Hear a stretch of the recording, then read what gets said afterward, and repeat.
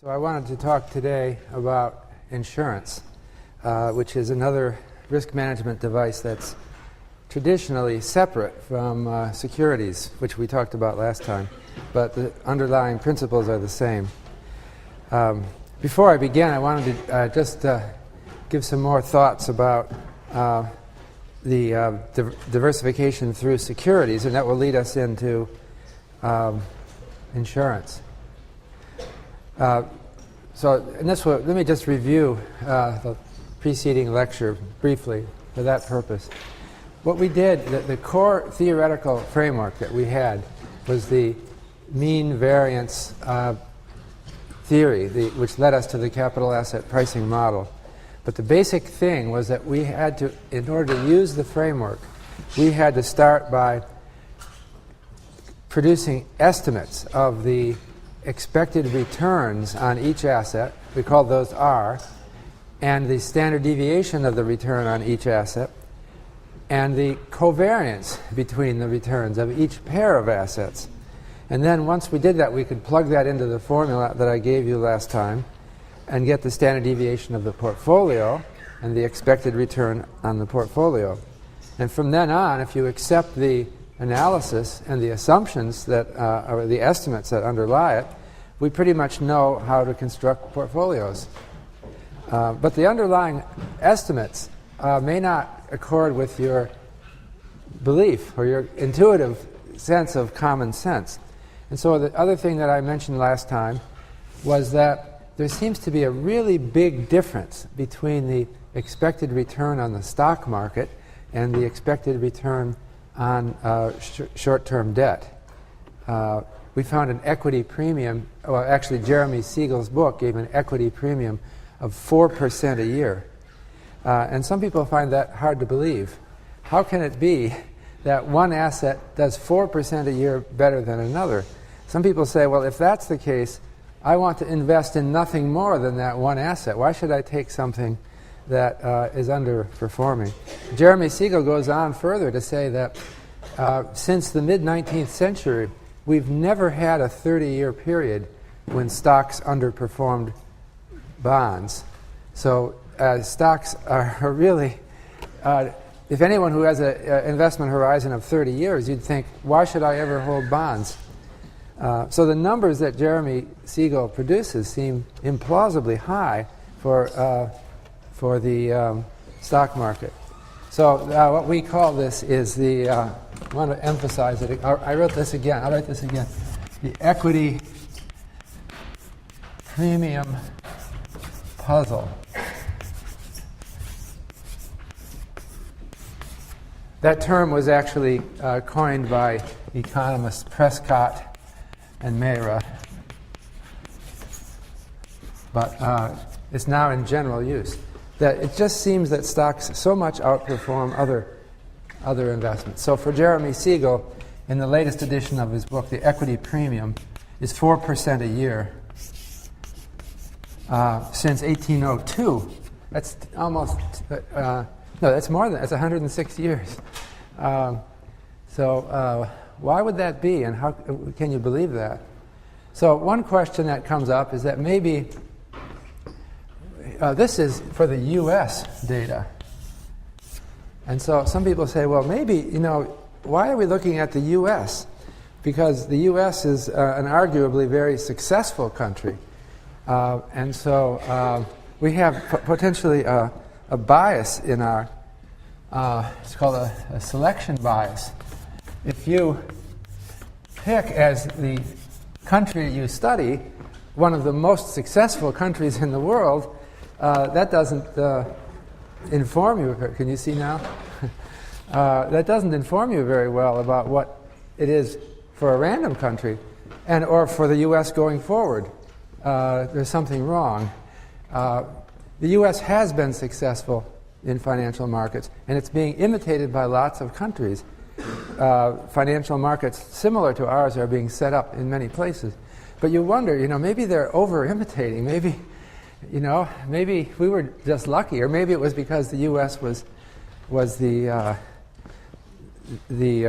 first, in some ways, to develop some of these financial institutions, or one of the first. And so, but now when more and more countries start doing it, maybe it won't work so well. So one way of investigating this is to get around the selection bias is to try to look at all countries. Let's not just look at the United States. Let's look at every country of the world, and let's see if they have a equity premium. Okay, so but there's a problem with that, and the problem is that countries that are less successful don't keep data. That's a problem, or they sometimes they just shut down their stock markets at some point. This is since 1802. Now, how many countries do you think have uninterrupted stock market data since 1802? What do you think? Name another country that probably has it. What's that? England. You got it. UK. If you go into the continent, though, they tended to be interrupted by World War I and World War II. What about Japan? Do you think they have uninterrupted? They had a little bit of a problem around World War II, and you can try to bridge the gap, but anyway, there are people who've tried to sort this out, and there's a book by Dimson, Marsh, and Staunton that called Triumph of the Optimists that Jeremy Siegel quotes. He has a table in the new 4th edition of his book. And Dimson, Marsh, and Staunton look at the following countries: Belgium, Italy, Germany, France, Spain, Japan, Switzerland, Ireland, Denmark, Netherlands, UK, Canada, US, South Africa, Australia, and Sweden.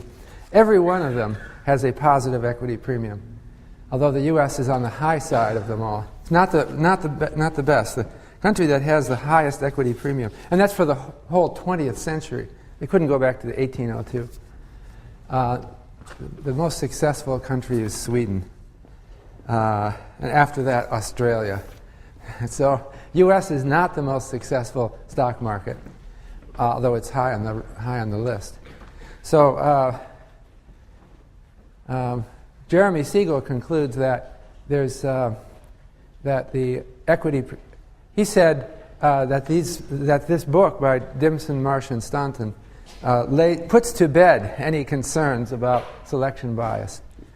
And he claims that so many countries have shown an equity premium that we can be confident. His book is really very strong on the conclusions. The title of the book, Stocks for the Long Run. Stocks always outperform other investments for the long run. And he says it's not due to selection bias.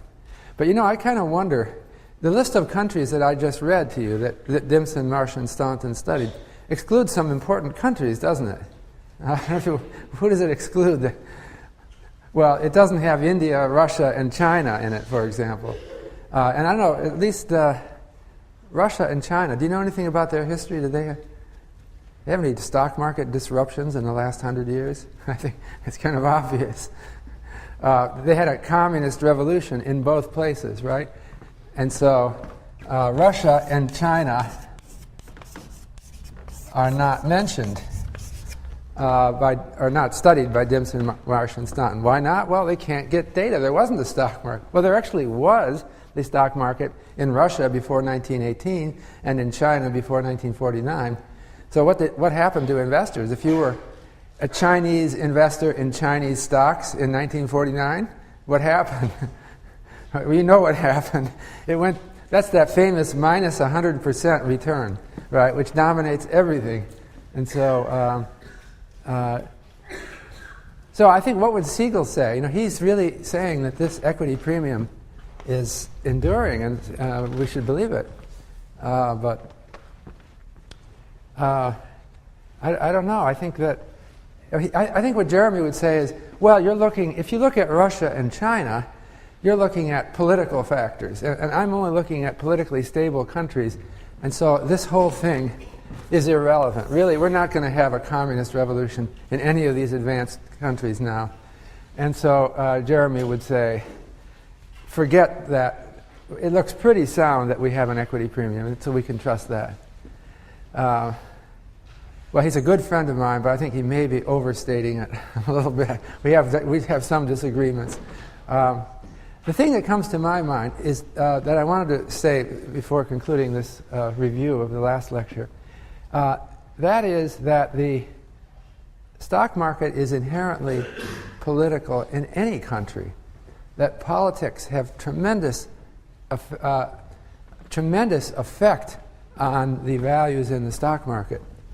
And that's because of, even if the government doesn't nationalize the stock market or confiscate assets, they tax them, right? And do you know we have, in the U.S., we have a corporate profits tax?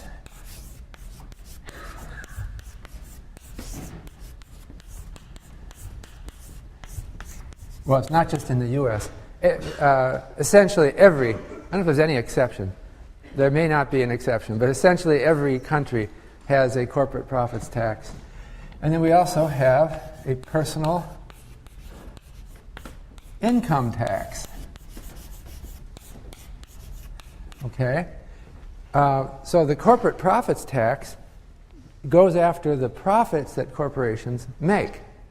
The personal, it's taken from corporations before they pay out their dividends. The personal income tax is levied on individuals, and these individuals have to pay it. But the personal income tax is not simple. It's not just a flat rate on your income. It depends on the type of income. So dividend income or capital gains income in the stock market is taxed differently. The interesting thing is that through time, as political winds change, these taxes have changed. And they've gone up to some very high levels in the past in the United States and other countries. So I'm going to give some U.S. tax rate. The personal tax on dividends, of course, it depends also on your tax bracket and your income. I'm going to talk about the highest tax bracket. In the U.S., it went over 90% in World War II and the succeeding years. So the government was taking 90% of your dividend income, right? What is it today? Do you know what? Anyone know? What's the tax rate on dividends today? Zero. It might be zero for some people, but it is the standard rate for people who have not negligible income is 15%. So it's gone down from over 90% to 15%. Why did it do that? Well, it's some kind of political change. And the corporate, okay. And incidentally, at the beginning of the 20th century, you were right. Who said zero? We didn't even have an income tax until 1913 when the Supreme Court allowed it. So it was zero. Then it went up to 90%, or actually it's 94% at the peak. It came down to 15%. Okay, that's a pretty big hit on the stock market. So, it wasn't just China that took the stock market. When we were taking 90% of dividends, that was 90% of the stock market was being taken by the government. But that's not all, because we were also taxing the corporations. And in the early post-war period, the corporate... Now, I'm going to talk... There's a distinction between the rate that they charge and the actual amount that they take. Most advanced countries of the world today have a corporate profits tax rate for large corporations of about a third. So a typical advanced country takes a third of the profits. The government takes a third of the profits. But that's not the actual amount that they pay, because the tax law is so complicated and there's so many loopholes. So what I looked at, and I have this on the website, I have a chart showing corporate profits taxes paid as a fraction of corporate profits for the United States since 1929. And that has moved around a lot. But it got almost up to 60% in the post-World War II period. And now it's down to less than a third. Why is it down? It's because they're changing enforcement of the taxes and the changing amounts of loopholes. So most countries, they have a tax rate of about a third, but corporations are paying less than a third of their profits to taxes. So if we want to look going forward at the equity premium, we have to know how much, what's the politics and what's the government going to do in the future. They've moved these tax rates around a lot. So I think that it's very hard to be sure that we know going forward what our sigma and the expected return, the standard deviation of returns, and the covariance of returns are really. So we have a nice theoretical framework, but the application of the framework to the real data is hard, and it ends up politics underneath it all, and that's just the real world. I want to say one more thing about the diversification in the mutual fund. Ideally, mutual funds are calculating R and sigma 1, 2, and plugging in and finding what the optimal portfolio that you should hold is, and then offering that to you in their mutual fund. In practice, firms that do that are in practice, however, the minority. And most mutual funds have some gimmick or some special, they claim to be beating the market, not forming the optimal portfolio. And I also have up on the website some questions that I asked investors about what they think about picking stock. Picking stocks means trying to find a stock that's going to do really well. And so what I found, the question I asked is, do you agree, or which of the following is the correct answer to this statement? Trying to time the market to get out before it goes down and in before it goes up is A, a smart thing to do, or B, not a smart thing to do. Most people think that it's not a smart thing to do to try to time the market. Only 11% said yes to that. But then I ask another question. Do you think trying to pick mutual funds, trying to find a mutual fund that will beat the market, is a smart thing to do or not a smart thing to do? So most people think it's a smart thing to do. So what I think the mutual fund industry has turned into, largely, is a stock picking industry, not a portfolio diversification industry. And so what most people are doing when they go into a mutual fund is they're trying to find smart people who will beat the market, will pick those stocks that will do well. But the mutual fund theory that we gave last time said, no, the mutual fund is just supposed to be diversifying for you. In fact, the truth is somewhere in between. Most mutual funds are providing some diversification service, and they're also trying to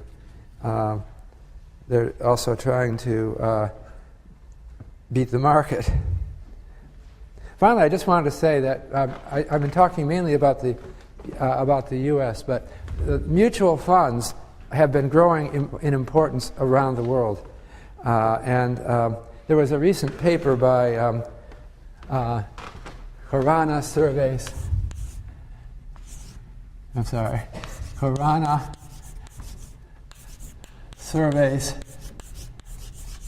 Tufano that looked at what it is that explains which countries have had rapidly growing mutual fund industries.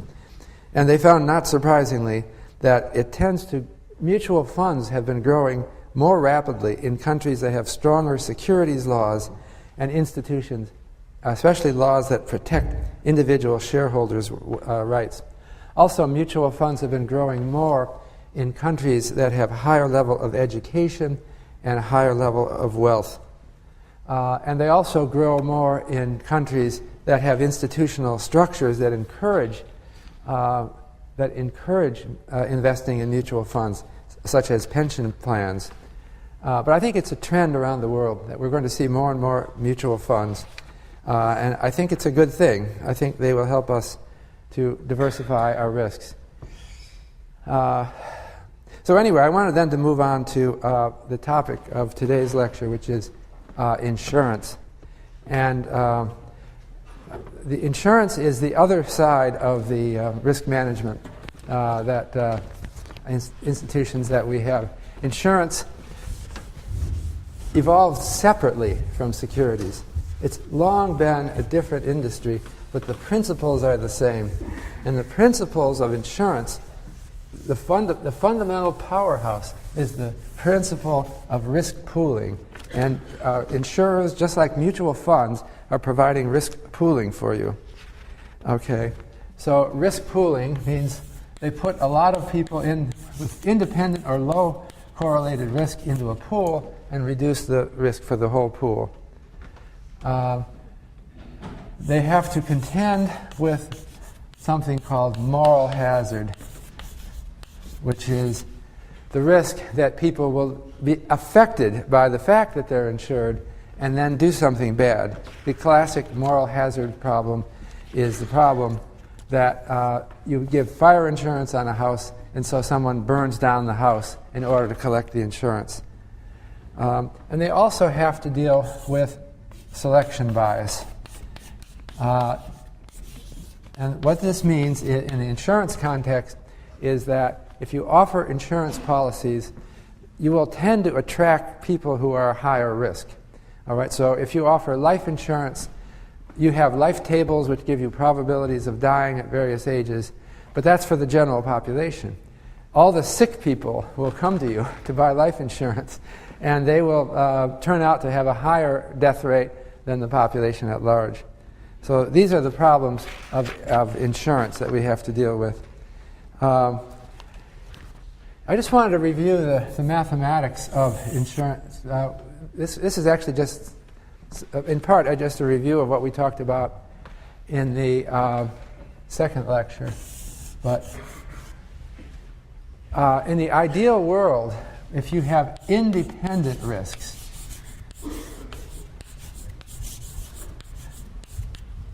under the independence assumption, the probability distribution for the number of insurance contracts that you will have to pay on follows the binomial distribution.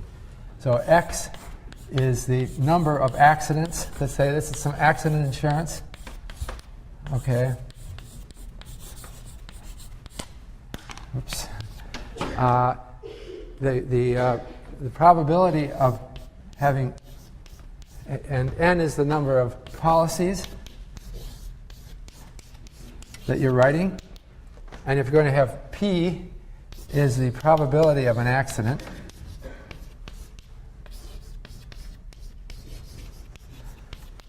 Then the binomial distribution gives you the probability of having X accidents out of your N policies. And we had that before.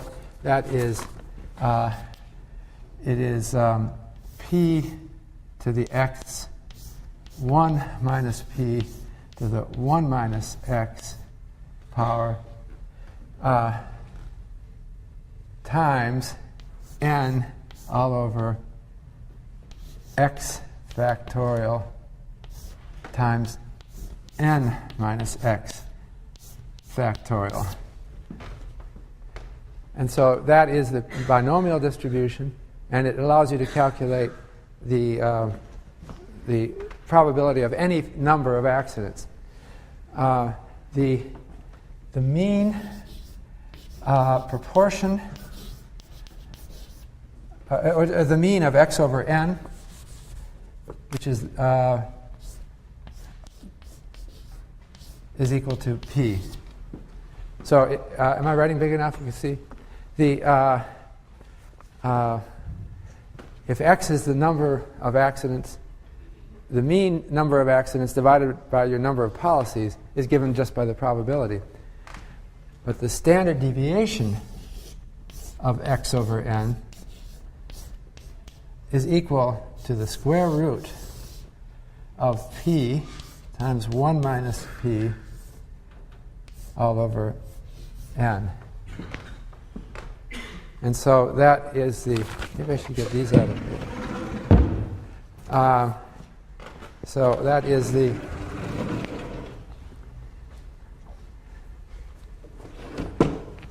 that gives you the mean and standard deviation of the proportion. So to actually apply this, it helps to go to something called the normal approximation to the binomial.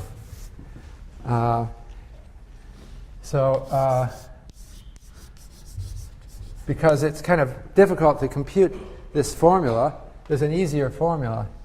And you assume that the binomial distribution is really a normal distribution with a mean of, the proportion of accidents, x over n, follows a normal distribution with mean p and standard deviation given by this. And that's all. That's the whole theory that I have here. It's simple. So maybe I should make a bigger. Well, let me do it here. I can fit it in here, I think.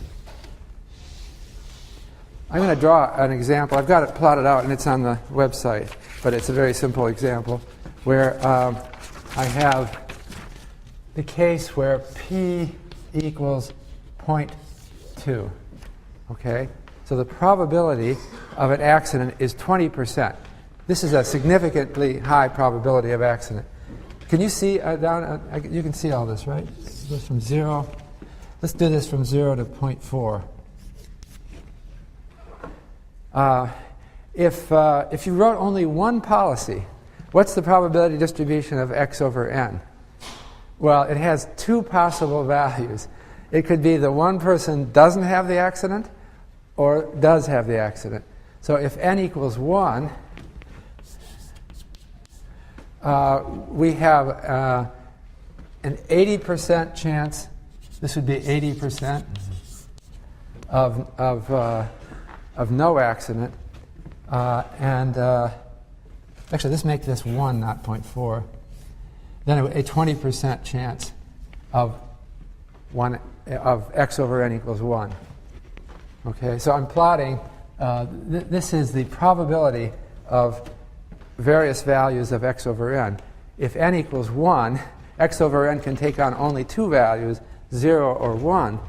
And it takes on the value 1 with a probability of 20% and the value of 0 with a probability of 80%. I didn't use the normal approximation there. That's obvious, right? I used the binomial itself.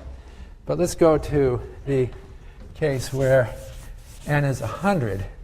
Then, let's see, how should I? Maybe I'll leave that up. You can see this, okay, these diagrams I'm drawing? If n equals 100, now I'm going to label this axis differently. I'm now going to show the normal bell-shaped curve. And I'm going to do this from 0 to 0.4. Maybe I do have to make this bigger. Can you see this all right back there? Okay. So 0 to 0.4. And so 0.2 is here in the middle. That's 0.2. For n equals, now I'm going to do n equals 100. Okay. What is the mean? Well, the mean is always 0.2, no matter how many policies you write. So it's going to be, we're going to have a normal distribution centered on 0.2. This 0.2 is not very readable here. I have to crunch down to do it. Okay. So, and what is the standard deviation? It's the square root of 0.2 times 0.8 over 100. So that's 0.16 over 100. So the standard deviation is 0.04. So what does the curve look like? It's a bell-shaped curve that looks about like that. I didn't draw that very well. Let me try again. I should be able to do nice bell-shaped curves, but it's harder than it looks standing up here. Okay? So that's your bell-shaped curve. So with 100 policies, they can't really count that accurately on having 20% of the policies pay. There's still substantial insurance risk because the it could easily be only 15%, or it could be 25% of the policies that end up paying. So the insurance company with 100 policies would have still substantial risk. It's much better, the uncertainty about x over n is much lower for the case n equals 100 than it was for the case n equals 1, but it's still there. Now I want to draw, what if we write 10,000 policies, okay? And so what is the probability distribution for x over n in that case? Well, you can see you're going to be dividing not by 100 here, but by 100 times 100. So it's going to reduce this from 0.04 to 0.004, okay? And so the bell-shaped curve in that case for the x over n is going to look something like this. Well, I've got it plotted here. It's even more steep than that. That's a bell-shaped curve, but it's centered exactly on 0.2. Exactly. The number of policies doesn't affect the mean, but it affects the standard deviation. So it becomes very collapsed. And this is the basic core idea of insurance. You have to be a big company to do it. And if you have a big company, you've exhausted the risk of almost never goes away completely. And so if we did we could go another 2 decimal. If we did a million, a million policies, then this would almost be just a spike here at that point. So that's the concept of insurance. But the idea really took root. The intuitive idea that as you write a large number of policies, the fraction that will result in accidents becomes closer and closer to the probability of one accident. That's an idea that it struck people intuitively at various times in history, but they didn't know how to do these calculations.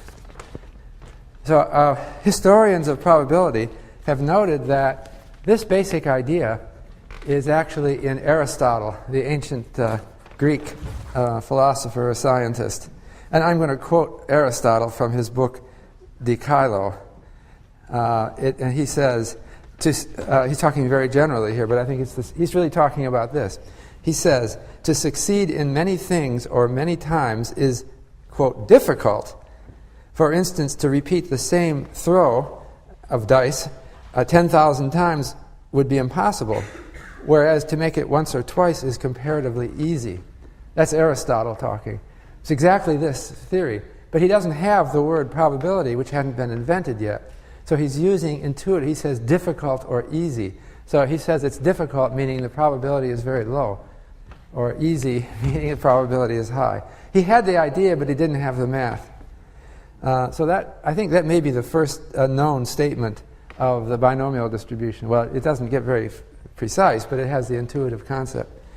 The idea of using this theory for insurance, it's the earliest known statement of it is it was in an anonymous letter written in 1609 to Count Oldenburg. But that's not the person who said it. That was the person who received the letter. Anyway, the person wrote, he was talking about fires, and it was proposing that people should pay 1% of the value of the home every year into a fund, and then the fund would be used to replace the home if it burned down. And quoting this anonymous person writing in 1609, there is no doubt that it would be fully proved if a calculation were made of the number of houses consumed by fire within a certain space in the course of 30 years, that the loss would not amount by a good deal to the sum that would be collected in that time. So it's interesting that this person uses the word calculation. This person has the idea. This was the 1600s was the year when probability theory was invented. So someone had the idea of going beyond the intuitive notion that Aristotle mentioned and moving to something that is calculable. And that's when the insurance industry was really born.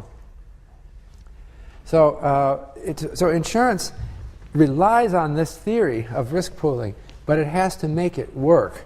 And I stressed in the third lecture that like any insurance, like any other risk management device, is an invention, and that in every risk management device relies on a design, and the design is usually complex, and it all has to work together.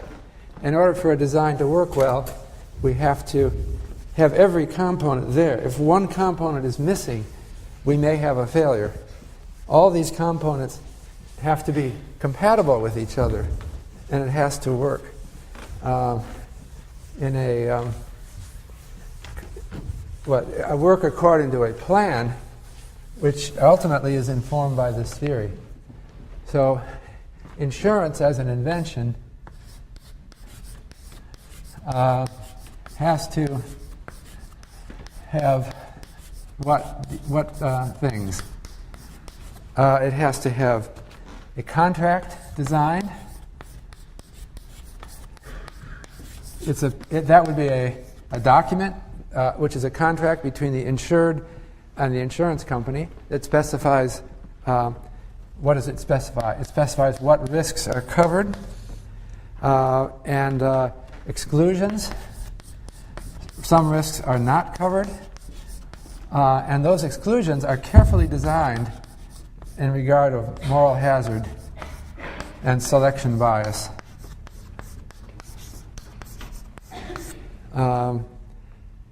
There has to be the mathematical model, which I just presented, but it may be more complicated.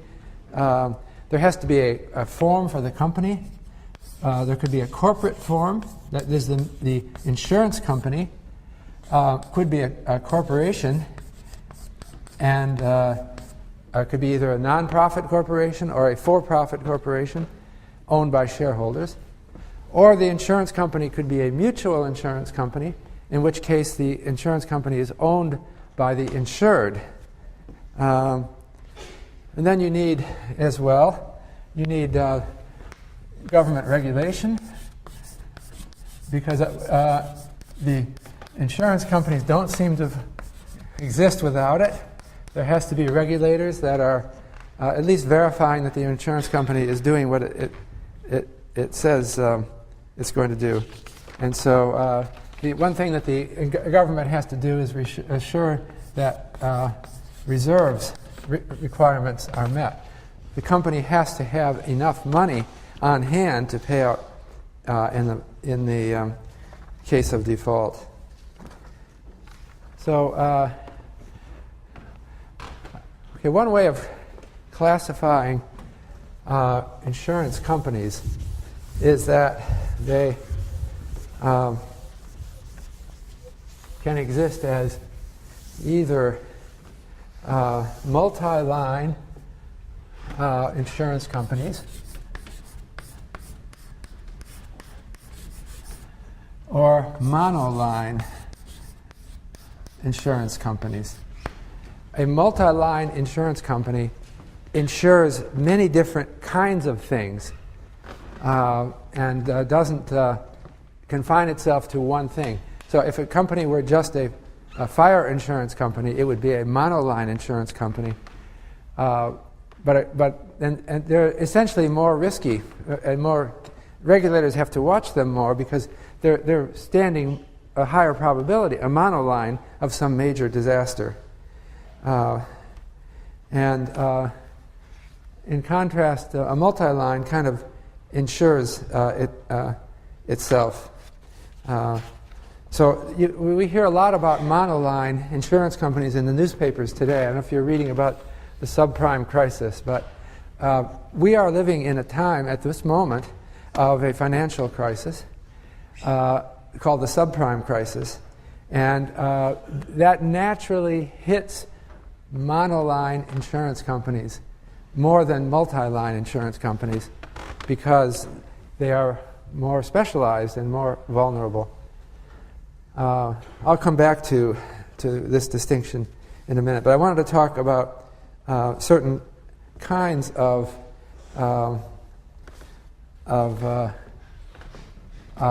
monoline insurance companies that the biggest, one category is property and casualty.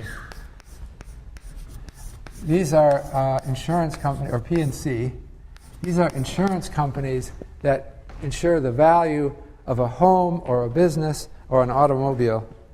And another kind of monoline insurance is health, an insurance company that merely insures people against health costs. And another important category is life insurance.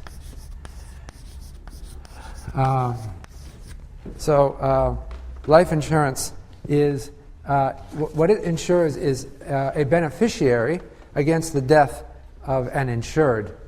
And the classic example, the most important example, is families. You would buy life insurance on both the husband and the wife. Okay, you might do a different amount. And it's done by families with young children to protect them against the economic cost of the death of one of their parents. And you need insurance on both parents because both parents are contributing to the success of the children. So these are big industries. The total assets of property and casualty in 2007 in the United States. And these are assets. The property and casualty was $1.4 trillion. And life insurance was $4.9 trillion. So I don't actually, somehow I missed getting the health, but that would be another big insurance. So these are hugely important institutions in our society. So what does property? Let me go to property and casualty. What do they insure? Actually, the most important thing that they insure is automobiles. The total premiums collected on automobiles is much bigger, like 5 times bigger than the premiums they collect on homeowners. Automobile insurance is collision insurance. Okay, homeowners insurance used to be called fire insurance, but now they've extended it to include so many other risks. It depends on the particular policy what it includes. It might include risks as well of personal liability if someone injures themselves on your property, or risks of storms, of hurricanes, earthquakes, everything else. So we call it homeowners insurance. But actually, the automobile insurance is more important than the homeowners insurance, even though homes are so much more valuable, because I think that's because cars move, and they drive around, and they bump into each other. Homes just stay where they are, and so we have far fewer accidents. So they don't have to charge as high a premium for the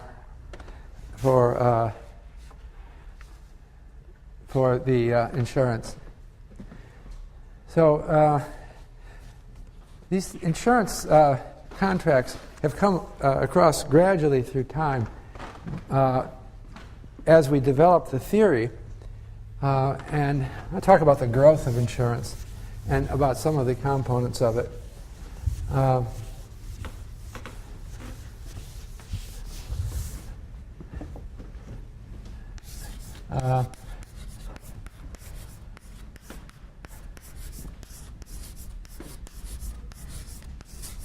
The real insurance industry, as I mentioned before, began in the 1600s with the invention of probability theory and with the invention of life tables for invention of actuarial science. But it grew slowly. And I think the reason that it grew slowly was that insurance is a very sophisticated concept. In order to explain it, I had to write down the binomial distribution and to explain it properly. For most people, that's a difficult concept. And so I think I may have mentioned some of this before, but let me give this history.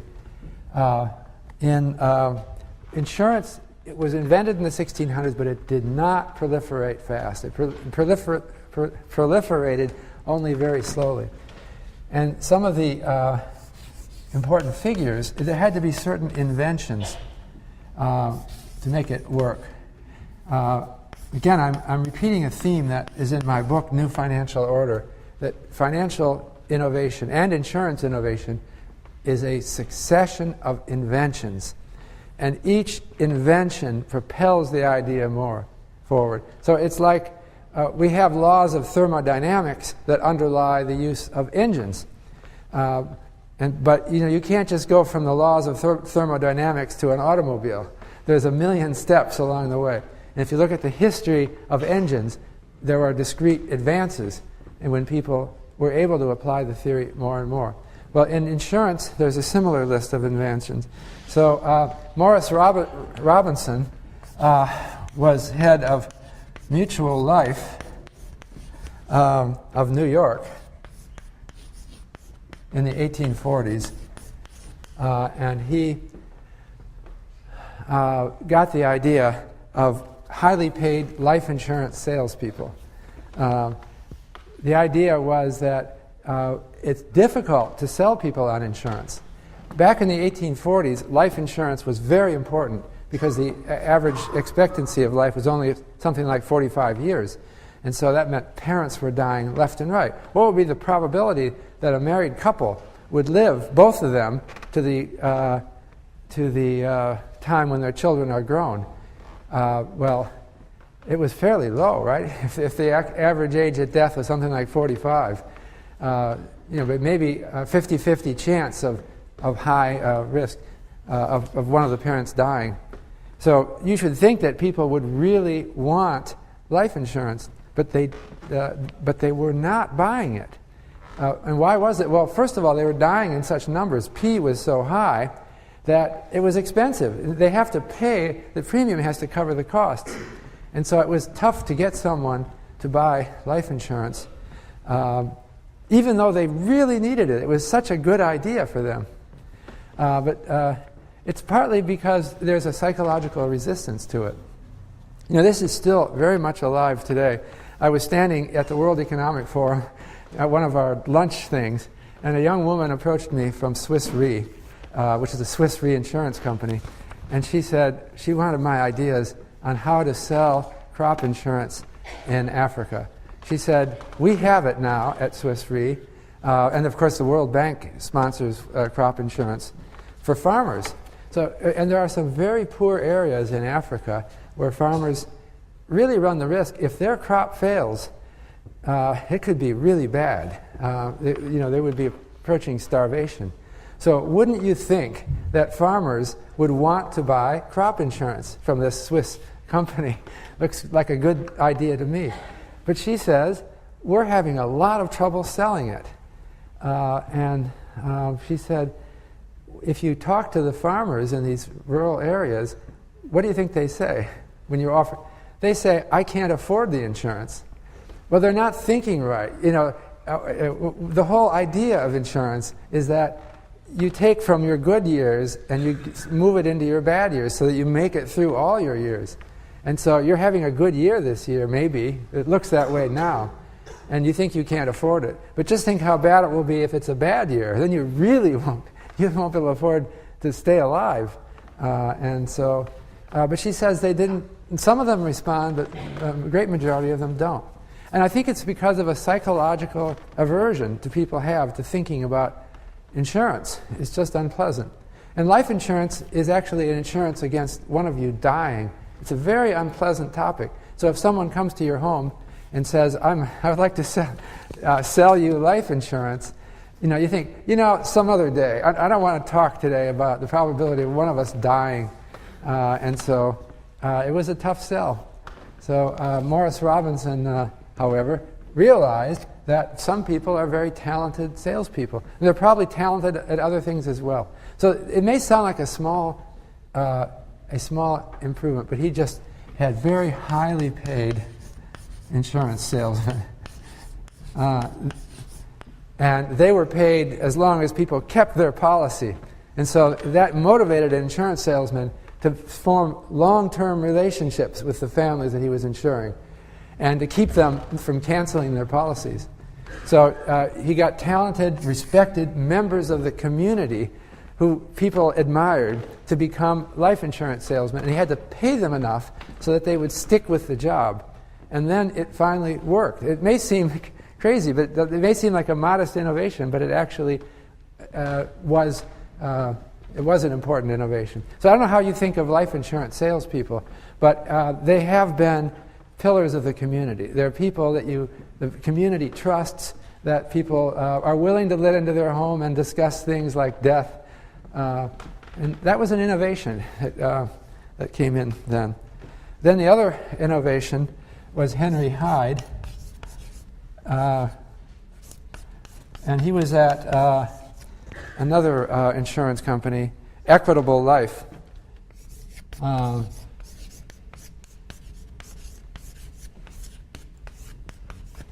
And that was in the late 1800s. And what he invented was an insurance policy that had a cash value. And that's another, it's a cash value on the insurance policy. That is that the insurance policy doesn't just insure you against death, it also builds value over the years.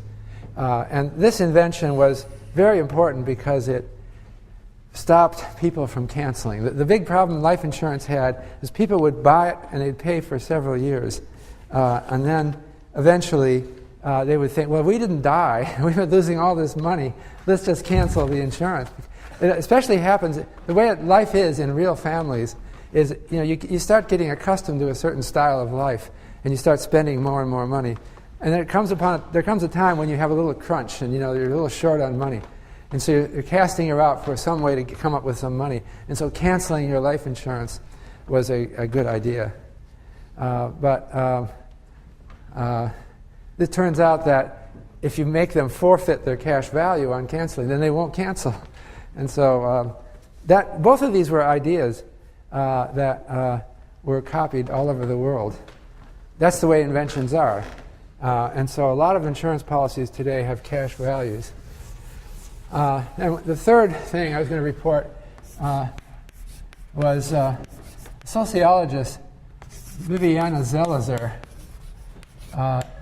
wrote a book about life insurance sales in the 19th century. And she found that there was a lot of resistance to purchase of life insurance in the 19th century. And she tried to study it and try to figure out how it was that life insurance became more and more important over that century.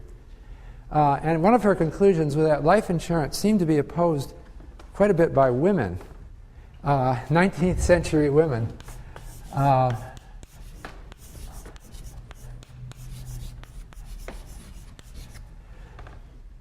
And why didn't they like it? You would think that any rational woman in the 19th century would reflect on the fact that there's a significant probability that her husband will die of something while you still have children. And why wouldn't they want Well, what she found is that life insurance salespeople were going to families and trying to sell them on life insurance by explaining the concept. And they would say something like I did. Maybe they didn't write down the binomial distribution, but they explained the idea of insurance. It didn't sound right to the typical 19th century American woman, or I suppose it wasn't just America, it was a worldwide problem.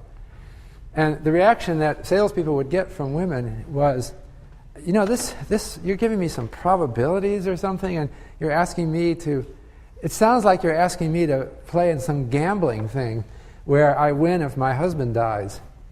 And so it doesn't sound right to me.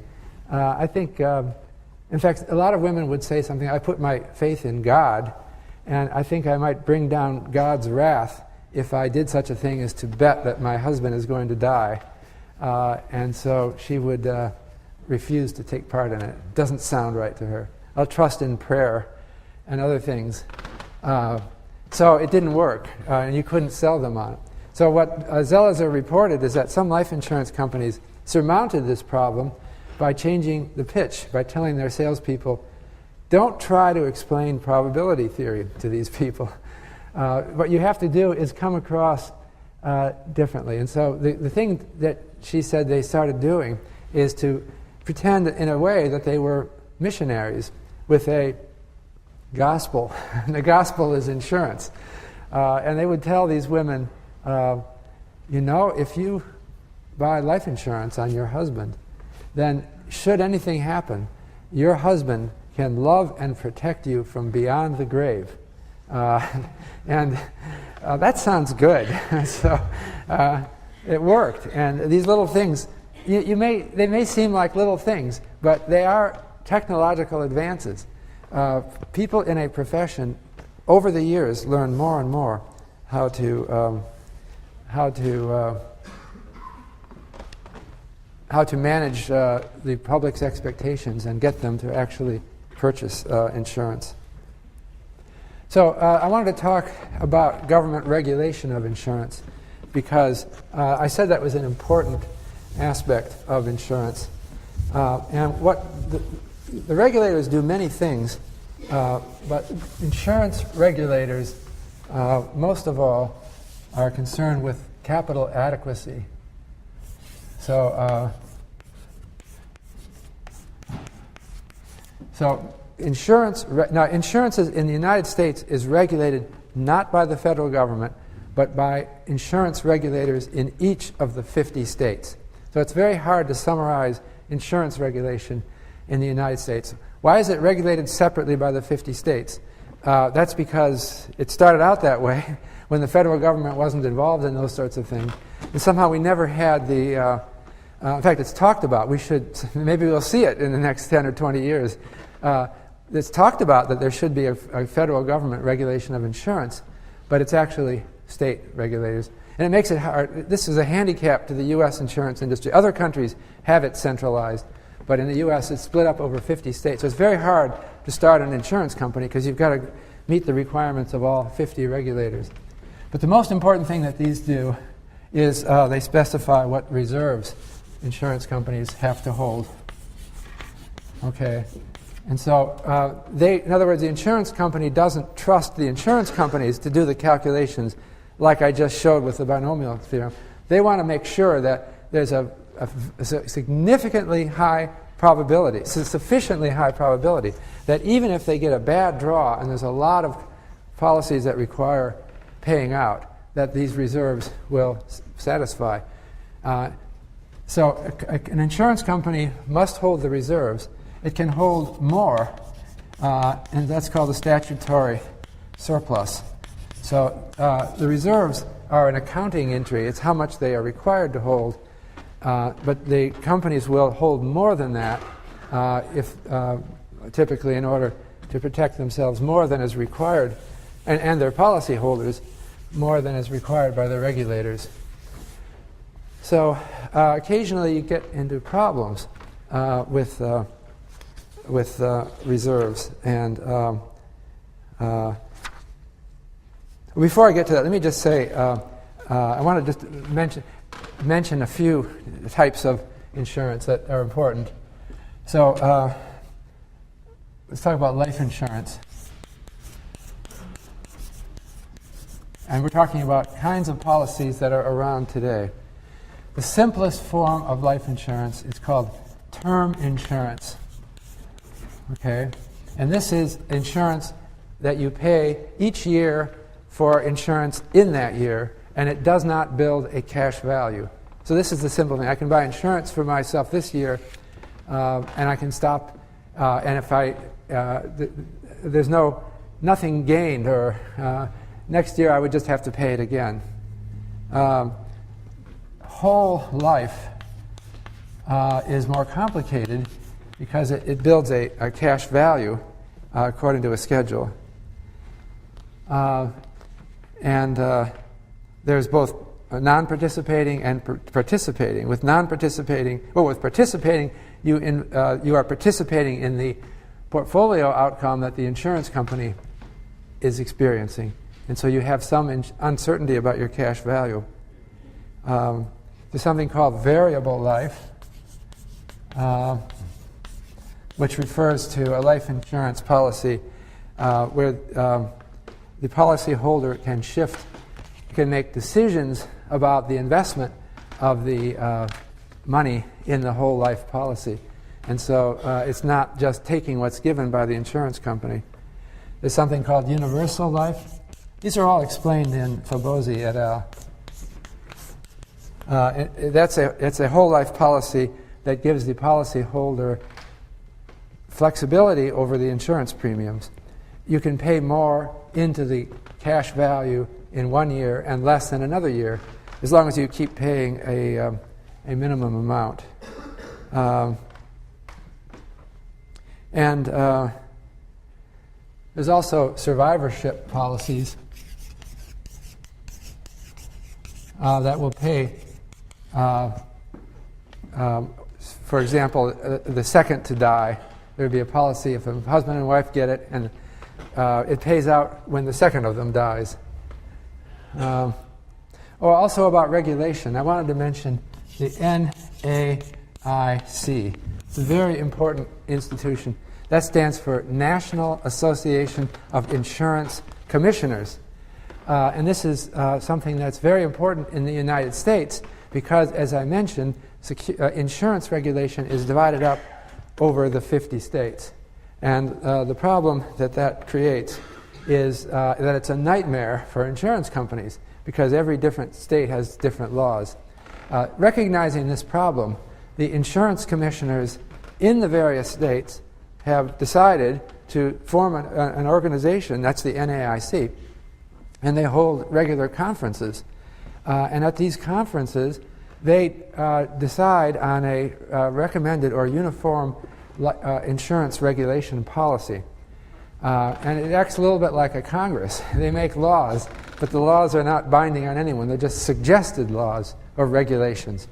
And so it's an effort to try to get the complexity of 50 different regulators uniform. So, as I say, when the NAIC decides on some regulation, it's only a recommendation to the separate state regulatory commissions. But of course, it has a lot of force because all 50 states have met. The commissioners of 50 states have met and hashed it out. So most states would essentially adopt what the NAIC says. Otherwise, they're not going to figure it all out. They can't claim to beat. It would be rational to do that, right? You wouldn't think that we would rethink all of these things ourselves and then have it different in our state. So the NAIC is kind of a quasi-regulatory body, or is it quasi-government? It's not government because it has no authority, and yet it acts almost like a parliament where these people get together and decide on things and they end up as a force of law.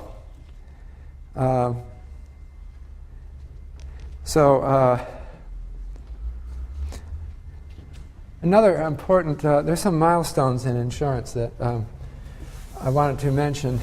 And then I'm going to come back to finally concluding with problems that we see. And of course the problems are not damning. They're problems that reflect the progress yet needed to be made in insurance. But I just wanted to mention the Graham Leach Lilly Financial Modernization Act of 1999. And what this did is it allowed banks to offer insurance or to ally and join in, merge with insurance companies. Before that, as I said before, insurance is really the same thing as securities. They're both based on risk management and pooling of risks. Diversification or pooling are really the same thing. But we had a separate set of institutions. People never thought of insurance as the same as a bank. But since this is relatively recent, that's only 9 years ago at this time. So it means then that we are now seeing a expansion of our banking system in the U.S. to become insurance related.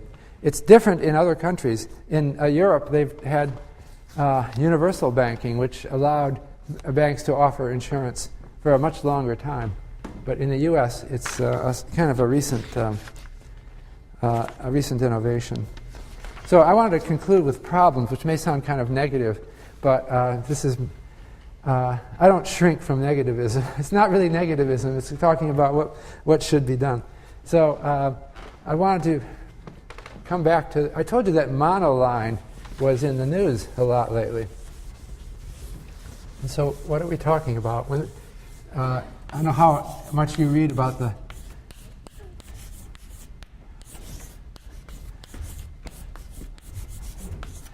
right now, we are going through a major financial crisis, which started in the U.S. but has spread over the world.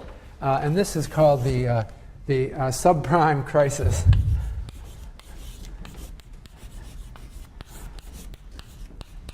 Subprime refers to mortgages, which is not the subject of today's lecture. But a subprime mortgage is a mortgage issued to a borrower who is not considered prime, not a good risk. Borrowers that are thought by the various models to be likely to fail to pay on their mortgage and to have to be foreclosed.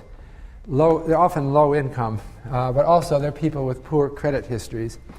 So the crisis that we're in now, and this is very important, you're living through it, and we'll see how it pans out.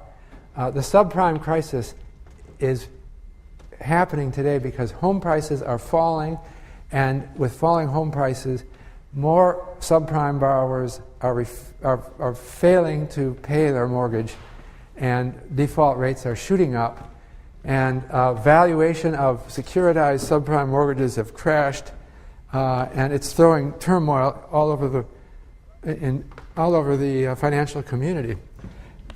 We're seeing what they call systemic effects.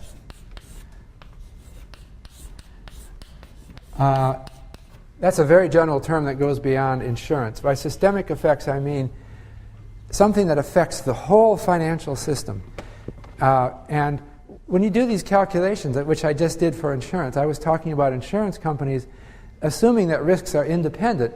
Everything's independent. We've got it all figured out.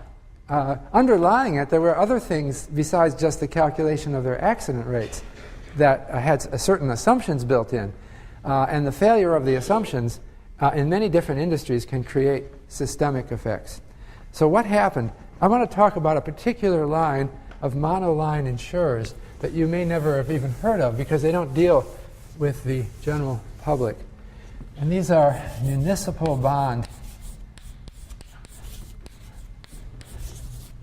insurers. Okay? These are private companies, insurance companies.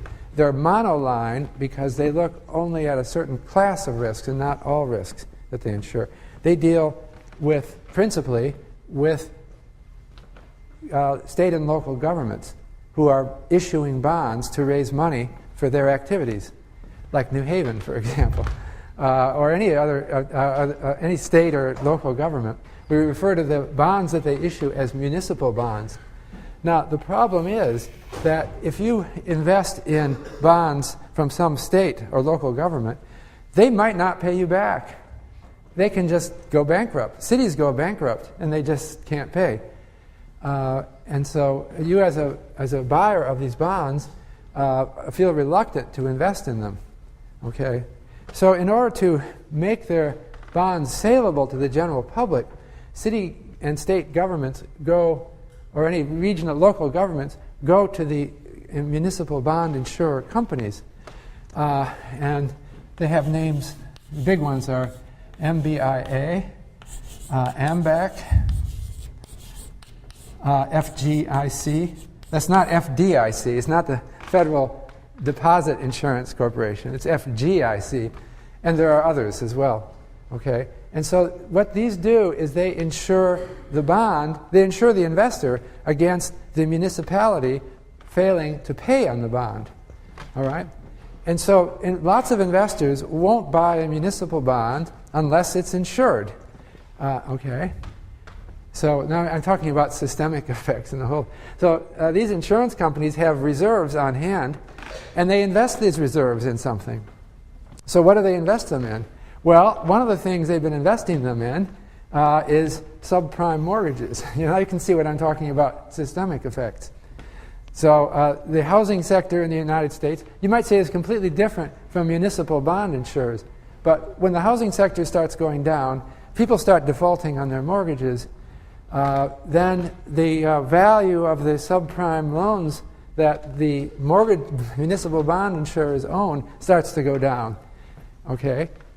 Now, these guys have never failed to live up to their guarantees. They're doing just fine, but people are noticing that their portfolios are going down.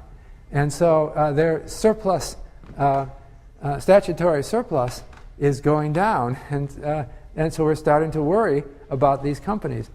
And so notably, it was January 18, a rating agency, Fitch, lowered AMBAC from AAA rated to AA rated. Okay, that was a big news story. You might not have caught it, right? But it was a big news story.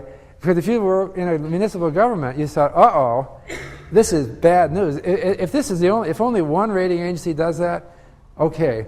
And it's only AMBAC that's been downgraded.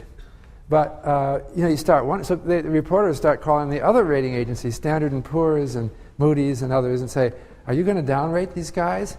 And you read in the newspaper their interpretation of what's going to be said. And so far, the other rating agencies haven't, they're not saying anything. They're not. But now people are suspecting that these are all going to get downrated. Well, if they're downrated, then nobody trusts them anymore as insurance companies. And so that means that the municipal governments will find it hard to issue bonds to continue their activities. So the municipal governments might have to shut down some activities, like fixing the roads or bridges or whatever things, building schools, whatever the cities do with their municipal bond, money they raise from the municipal bonds. So then you can see how things are feeding through the system. It starts out in one thing, it goes to the insurance companies, and then it goes to the municipal governments, and all that kind of thing might put this economy into a recession. If it's not just the municipal governments, but a lot of different aspects of our financial system are going to be touched by a crisis that's spreading from one segment to another. So that's where this stands right now. The latest thing, this is a crisis. A municipal bond crisis, which is unfolding. The New York State regulators have been trying to get companies to subscribe more capital to the monoline insurance companies to bolster their capital so that they have more money to pay out, and that will prevent any more lowerings of their ratings. And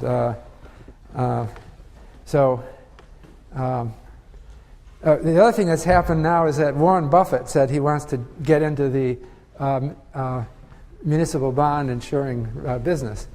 And so, he's just a business person coming in. And so there will be new municipal bond insurers appearing that will take up the slack. And so we'll be all right. But the problem is that we may have a crisis for a while.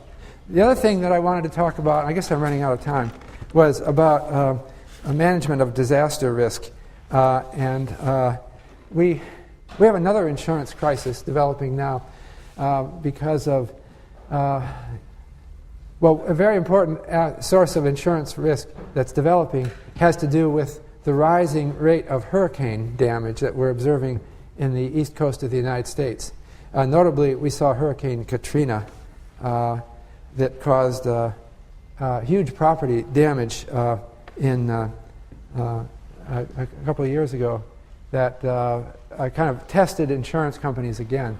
And the risk is that global warming will make hurricanes more common. And I guess I'll just conclude that. I'll talk a little bit about that. I've gotten through almost all of this. next time. The only other thing, then next period we're going to talk, on Friday we're meeting again, and we're meeting again about, this time it's about efficient markets. I want to talk about the evidence for efficient markets and against it. And that will lead you into your third problem set about efficient markets. But that's not coming for a little while.